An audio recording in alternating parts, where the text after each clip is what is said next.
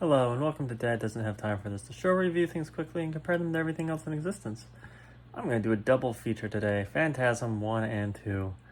And you know what? I'd say these are the 316th and 17th best movies, with Phantasm 1 being slightly better than Phantasm 2. And now I'm going to tell you why, and if you disagree, feel free to tell me why in the comments.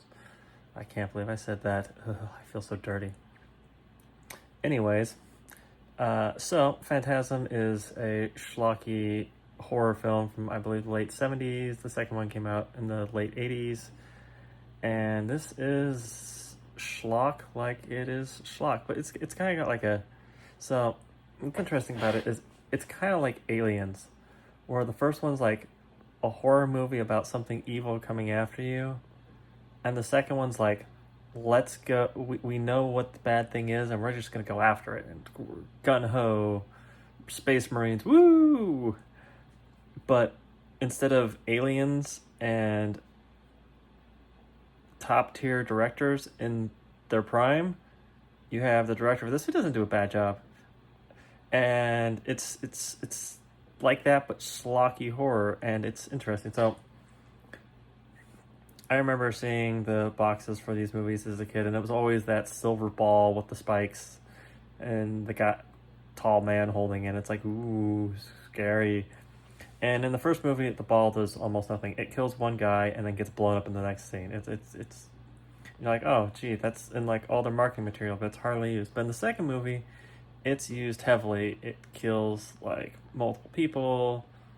It's used against the main villain. Spoilers, oops, sorry. And it's just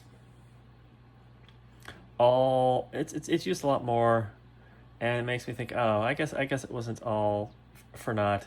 The cool idea is actually used heavily, and these movies have such a weird premise. Some sort of interdimensional being is collecting dead people to create an army of midgets for an undisclosed reason.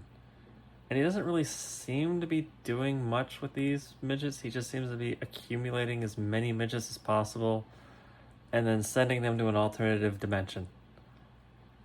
It's not really explained why he's doing it, what he gains out of it. It's only even vaguely alluded to that he's going to small towns and slowly everyone's getting killed. But it's not really explicit. It's just kind of implied in the second film. It is a bonkers, weird premise, and that's kind of what makes this movie work. Is it's almost like it's unaware of how ridiculous the premise is, and it just kind of rolls with it. And I can respect that. Major spoilers. So, like, the first movie ends as a dream, but it's not a dream, but it is a dream. It's almost, and the second movie has similar stuff going on. It's almost like there's splintered realities, and it's unclear what is and isn't true. It's like Nightmare on Elm Street, but ambiguous that it's a dream, but it is a dream. It's very weird. And then, like, it's got that 70s, 80s horror thing where at the end of the movie, everyone dies horribly because they're like, oh, we beat the bad guy. Oh, nope, just kidding. And, yeah, it's a trope. It's goofy, but it works. And, you know what? I had fun with these dumb movies.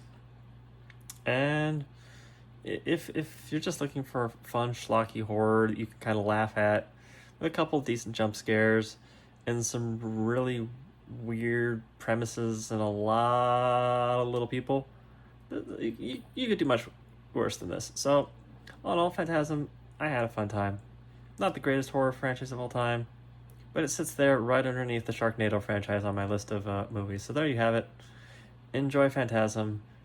Happy Halloween, because that's probably when I'm going to release this. You all have a great day, and I'll talk to you later. Thanks. Bye.